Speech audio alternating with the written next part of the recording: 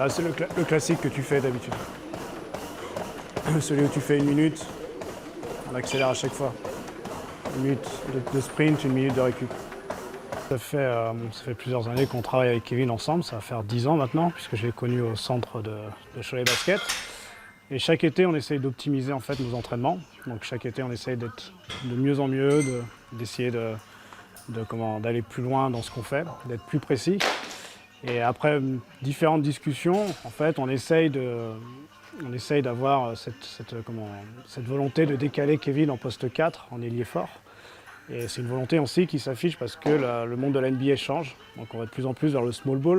Donc là, l'objectif, ça va être de réduire son taux de masse grasse, essayer de le travailler au niveau de la puissance, essayer de travailler sa mobilité également, son agilité sur le terrain.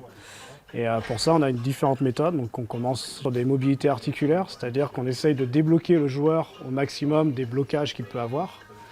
On commence toujours comme ça. Et ensuite, on a un travail sur le treadmill, sur le tapis de course, qui va permettre de travailler son endurance, sa VO2 max. Et également, j'essaye toujours de mettre un peu ça, mais au niveau du mental, d'essayer de maintenir une certaine prestance dans la difficulté.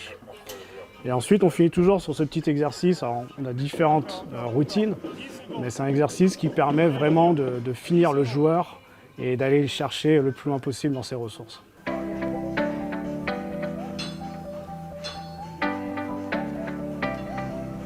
En fait, chaque intersaison est différente parce qu'on a toujours d'autres choses à gérer. Par exemple, il y a 2 ans, il y avait une opération à gérer. L'année dernière, il y avait la free agency à gérer, qui n'est pas évident quand c'est la première fois. Donc la free agency, c'est quand on arrive en fin de contrat et on ne sait pas trop où on va atterrir. Donc il y a différents paramètres à prendre en compte. Donc là, cet été, pour nous, tout est bien. La ligne verte et le feu vert est en place. Je pense qu'on va avoir beaucoup de temps. On a tout structuré déjà.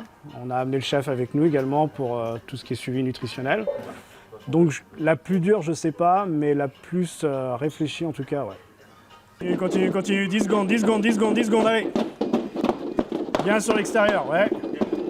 Sur le premier cycle, donc comme je disais, c'est généralement c'est le cycle qui est le plus loin de la saison. Là, on essaye plus de travailler tout ce qui est là, donc la VO2 max, et on essaye de rééquilibrer le corps musculairement de Kevin après une saison de basket. Et ensuite, plus on va avancer dans l'année, plus on va avancer dans la off-season, plus on va se rapprocher de la prochaine saison, et plus on va se rapprocher du terrain de basket, où là, on va travailler plus les appuis, parce qu'il va falloir modifier également les appuis en fonction du poste 5 et poste 4. Tout ce qui est agilité, vitesse de réaction, beaucoup de gainage, beaucoup de travail de puissance. Mais ça sera beaucoup plus spécifique basket, plus on va avancer dans l'été.